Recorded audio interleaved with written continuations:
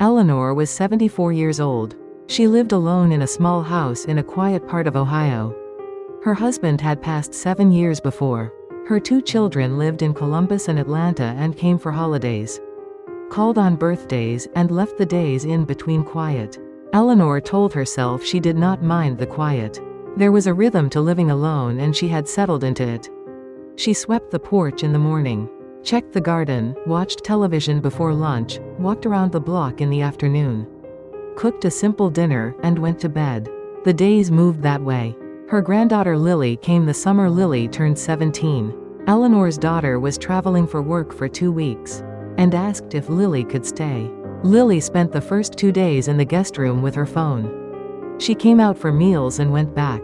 Eleanor did not push. She made food and left it and waited. She assumed this was simply how things were between grandmothers and teenage granddaughters now. On the 3rd day, Lily came into the living room and sat beside Eleanor on the couch and held out her phone.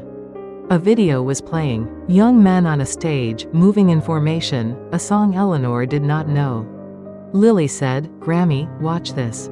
It's my favorite." Eleanor took the phone and found her glasses. She watched the whole thing without speaking. There was something in the sound she could not name, a pull toward it she had not expected. When it ended, she handed the phone back. "I like that," she said. Lily looked at her. "Really?" Eleanor smiled. "I don't understand it, but I like it." That night they talked for 2 hours. Lily explained the group to her. "They perform all over the world," she said. "The fans are everywhere. Japan, France, Brazil." Eleanor said that seemed remarkable.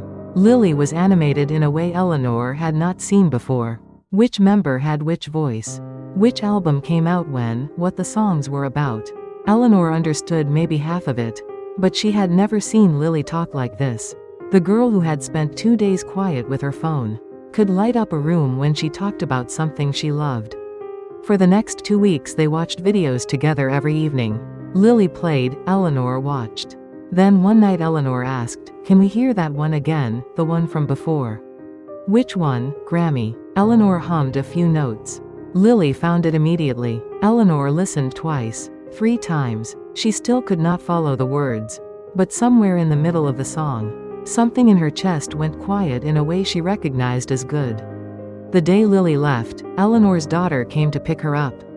Lily came out with her bag and stopped beside Eleanor. "Let me put something on your phone," she said. She installed a music app, built a playlist of the songs Eleanor had liked, and pressed play.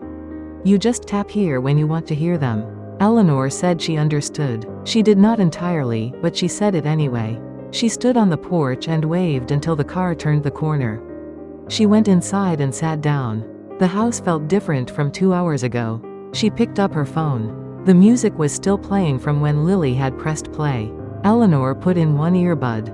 The song came through. She had felt her eyes sting a little on the porch. And now that the music was playing, there was somewhere for the feeling to go. She let it. She did not rush it. The house was larger than it had been 2 weeks ago. But with the music playing, it was a little less so. From that day, Eleanor listened to the playlist every morning. She listened while sweeping, while watering the garden. She did not know the words. But after a few weeks she could hum along with certain parts. She was not sure she was humming anything correctly. She hummed anyway. She found it strange that ears that had listened to nothing but hymns and country music for 40 years could take to something so different. In October, Lily texted, "Grammy, are you still listening?" Eleanor said yes. "Are you seriously still listening to them?" Eleanor typed back, "Every morning." There was a pause. Then Lily wrote, "I'm coming for Thanksgiving early if that's okay." In December, Eleanor did something she could not have predicted. She called her son and asked him what a concert was. He said it was a live performance. She asked if it was possible to go see the group Lily liked perform. He was quiet for a moment. "Mom, why would you want to do that?" Eleanor said because it is something Lily loves. Her son said he would look into it. The concert had already passed.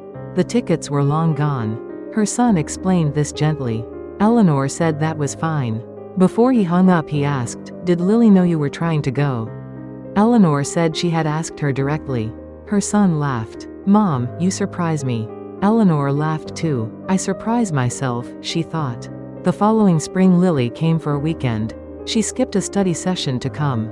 Eleanor had been cooking since morning, making the things Lily liked.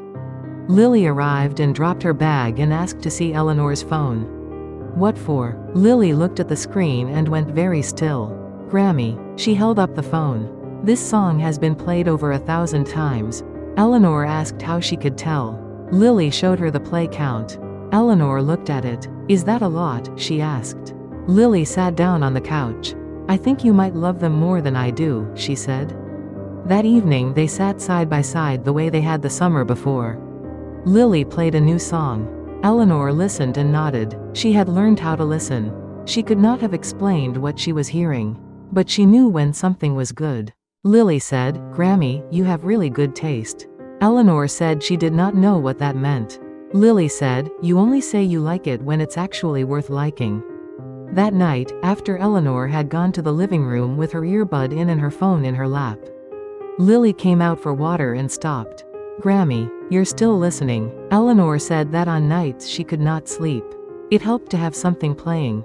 Lily set down her glass and came and sat beside her. She held out her hand. Eleanor handed her one earbud. They sat there in the dark together. One earbud each, listening to the same song. Nobody spoke. The music was low. The room was still. Eleanor would not forget that moment. There was nothing that needed to be said. Sitting beside each other and hearing the same thing at the same time was enough. A song sung by people young enough to be her grandchildren had placed her and Lily side by side in the same quiet room. Eleanor thought about that. Music does this, she thought. I did not know music still did this. Lily left the next afternoon. On her way out she said, Grammy, I'll text you when they put out something new. Eleanor said please do. Lily turned at the end of the walk and waved. Eleanor waved back. Lily looked a little lighter than she had the summer before. Or maybe Eleanor wanted to see it that way. Eleanor still listens every morning. While sweeping, while in the garden, sometimes while she eats. She knows the songs now in the way you know music you have loved for years. Not the words exactly, but the shape and weight of each part. On some mornings she thinks about her husband. She wonders if he would have liked it. He might have said it was too loud. Or he might have surprised her. The thought makes her smile. Not cry, just smile. She gives some credit for that to the music. Lily texts every few weeks. A link with a note. Grammy listened to this one. Eleanor listens the same day and writes back, good or that one is hard for me. Lily sends a laughing emoji. That is the whole of it.